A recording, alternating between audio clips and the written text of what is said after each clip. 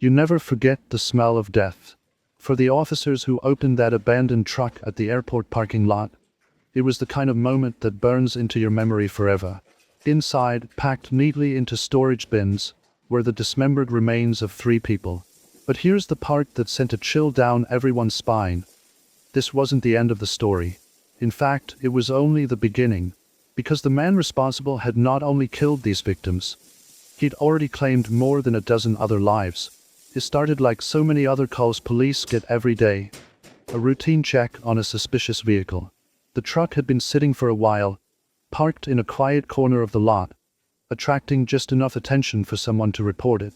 The first thought was that maybe it was stolen or abandoned, but the moment the officers got close, something felt off. A faint but unmistakable stench seeped from the vehicle, one that only grows stronger when you've seen too many crime scenes. It wasn't garbage. It wasn't chemicals. It was the smell of decay. When they pried it open, they were met with a scene that even seasoned investigators struggled to process. Inside were storage containers sealed shut, but leaking that horrific smell. Inside each bin lay human remains, mutilated, dismembered, and packed away as if they were nothing more than trash.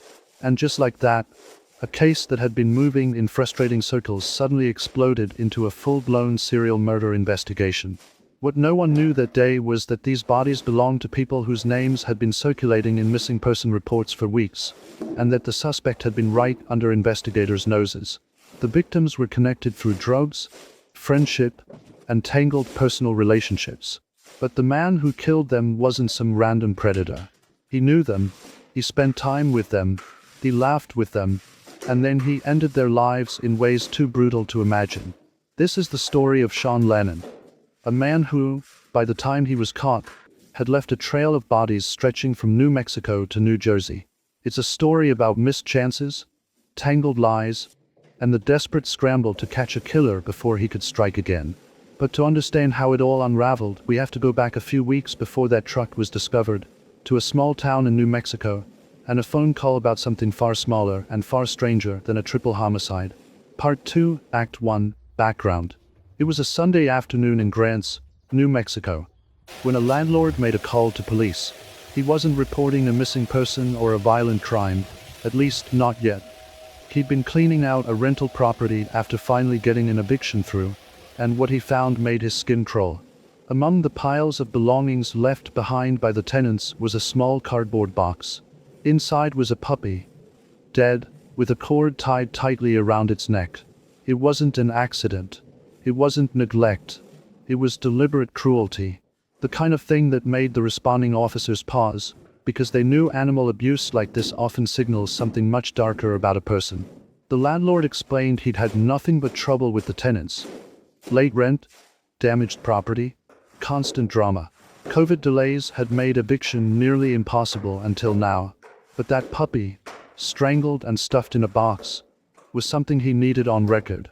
Even without knowing it, he had just pointed police toward a man who was capable of far worse. That same day, Detective Robert Turney was handed an entirely different case. A missing person report for 19-year-old Matthew Miller. Matthew's grandmother had called 911 after not hearing from him for nearly a week. She was worried, and not in a casual way. Sure, Matthew had a history of drug use, but she insisted this was different. Something felt wrong. At first, detectives wondered if Matthew might have overdosed somewhere or simply taken off. But his family wouldn't let the matter rest. They described him as someone who, despite his struggles, wasn't the kind of person to disappear without a word. He wasn't violent. He wasn't a thief. If anything, he was too trusting, a trait that could get him into trouble. As Turney dug deeper, he learned about the people Matthew had been spending time with lately. There was Jennifer Lannon, a blonde woman tied to the same circles of drug use, and Matthew's close friend Justin Ma, along with Justin's girlfriend, Leonie Cazada. The 3 often hung out together, and drugs were usually part of the equation. It wasn't much, but it was a place to start. And when police began checking the places Matthew was known to visit, they found something that made their stomachs turn. His Chevy Colorado truck, parked just a few blocks from Justin and Leonie's home. The truck was dirty, locked, and clearly hadn't been moved in days. Inside were clothes, personal items, and some deeply unsettling objects. Rubber gloves, a shovel, and several smashed cell phones. It didn't look like Matthew had parked it there and walked away voluntarily. The next logical step was clear: go to Justin and Leonie's house, see what they knew. But what Detective Turney found there would only make the mystery more tangled. Part 3, Act 2. The Crime. When Detective Turney knocked on the door of Justin and Leonie's residence, he was expecting at least some answers. Maybe a lead, maybe a denial. What he got instead was confusion, deflection, and more questions. Leonie opened the door and claimed she hadn't seen Matthew in nearly a year. That was already suspicious, because Turney had surveillance footage showing Matthew's truck parked outside her house just days earlier. When pressed, she wavered, tossing out vague timelines, saying maybe Justin had seen Matthew when she wasn't around, or maybe someone else had the truck. Then came the curveball. Leonie said Justin was missing too. He'd left on January 17th, nearly 2 weeks before Matthew was even reported missing, and had supposedly gone to Arizona with Jennifer Lannon to make some money and re-up on drugs. No phone number, no way to contact him. Just gone. 3 people. All connected. All missing. That was when this stopped looking like a single disappearance and started feeling like something much more sinister. The timeline was tight, and the connections were undeniable. Matthew, Justin, and Jennifer were all in each other's orbit in the days before they vanished. The search widened. Surveillance cameras in the neighborhood confirmed Matthew's truck arriving at Leonie's house on January 26th. But there was no footage of him leaving. Days later, the truck was spotted again. This time near the home of another acquaintance, a man named Shawn Lannon. Shawn was a name that kept coming up in hushed tones. People in the area knew him, but no one seemed to know much about him. He wasn't a shadowy figure. He had kids, a history in the military, and a way of talking that made him seem disarmingly normal. But the more investigators looked, the more his name seemed to sit at the center of this growing web. Then came a tip about a woman named Kelly, someone who knew Shawn well. She mentioned seeing him stash something in her ceiling, and hinted there were bags in her shed that belonged to him.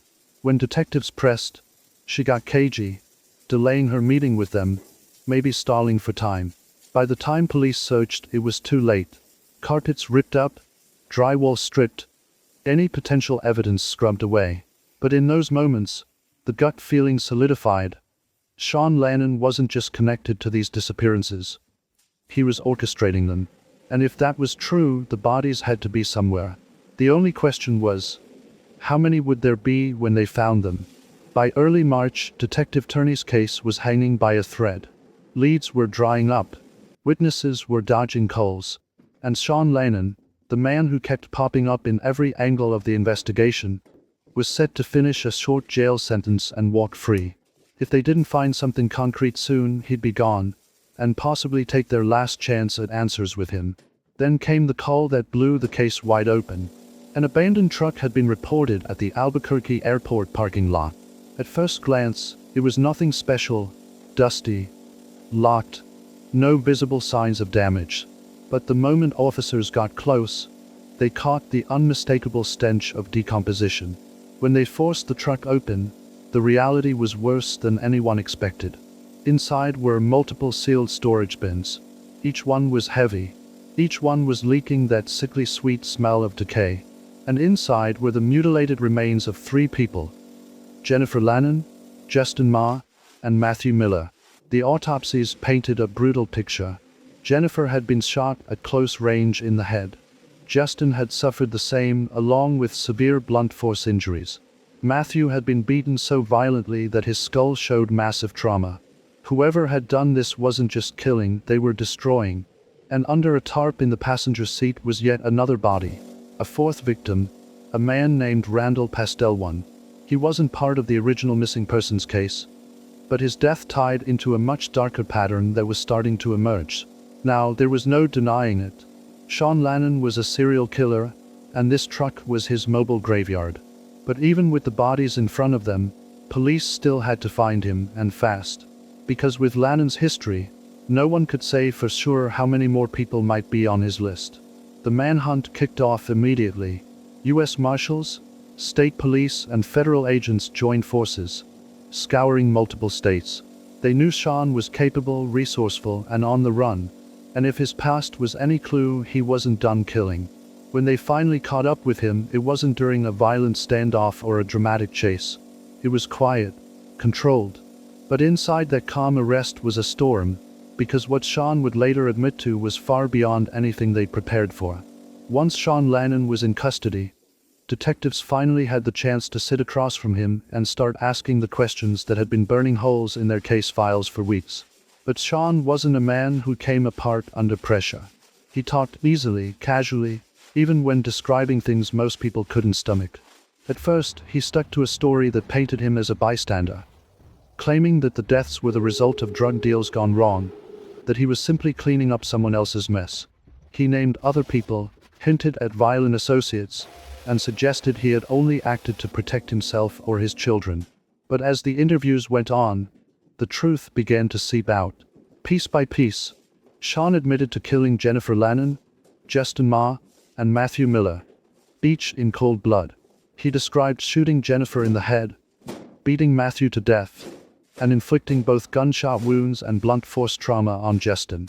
He also admitted to killing Randall Pastelwan, the fourth victim found in the truck. But then Shawn went further. In a flat, matter-of-fact tone, he claimed there were many more. According to him, he had killed at least 11 other people, most of them drug dealers or people tied to Jennifer's circle, hiding their bodies in remote parts of New Mexico, particularly in the Malpais National Monument. 2 of those alleged victims, he said, were shot. The rest, stabbed. Detectives knew they had to be cautious. Shawn was manipulative. He mixed truth with lies, bait with misdirection.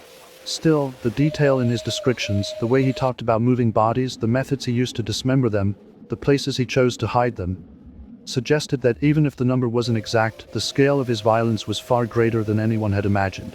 When the case went to court, prosecutors focused on what they could prove beyond doubt: the murders of Jennifer, Justin, Matthew, and Randall. In May 2024, Shawn Lannon pleaded guilty to all 4 counts. The plea deal was structured to ensure he could never walk free. 4 consecutive 15-year sentences, to be served after his New Jersey prison term, followed by an additional 60 years in New Mexico. It wasn't just about punishment. It was about closing the door, permanently, on a man who had moved through communities like a shadow, leaving death in his wake. With Shawn Lannon sentenced and locked away, there was a collective sigh of relief in both New Mexico and New Jersey. But relief didn't mean closure. Not for the families of the victims, and not for the investigators who had walked through every brutal detail of the case. For Matthew Miller's family, the loss was a cruel confirmation of the fears they'd voiced from the start, that he hadn't simply vanished, that someone had taken him away in the worst possible way. For Justin Ma's loved ones, the discovery of his body ended weeks of desperate hope, replacing it with the reality of a violent end. And for the relatives of Jennifer Lannon, the grief was tangled with shock. Many had no idea the life she'd been living in her final months would lead her into the path of a killer she knew personally. Investigators were left with questions they knew might never have answers. Did Shawn really kill 15 people, as he hinted? Were there more victims buried in the remote, unforgiving landscapes of the Malpais National Monument? Or was part of that just another manipulation, a way to maintain control of the narrative even from behind bars? What they did know was this: the man they captured had an extraordinary ability to blend into ordinary life. He wasn't a shadowy figure lurking in alleys. He was a father, a neighbor, a man who could sit across from you and make conversation, and then turn around and commit acts of unimaginable violence. The case became a chilling reminder for law enforcement and for the public of how easily a predator can move among us. There's no sign over their head, no dramatic music when they walk into the room. Sometimes they're the person you least expect.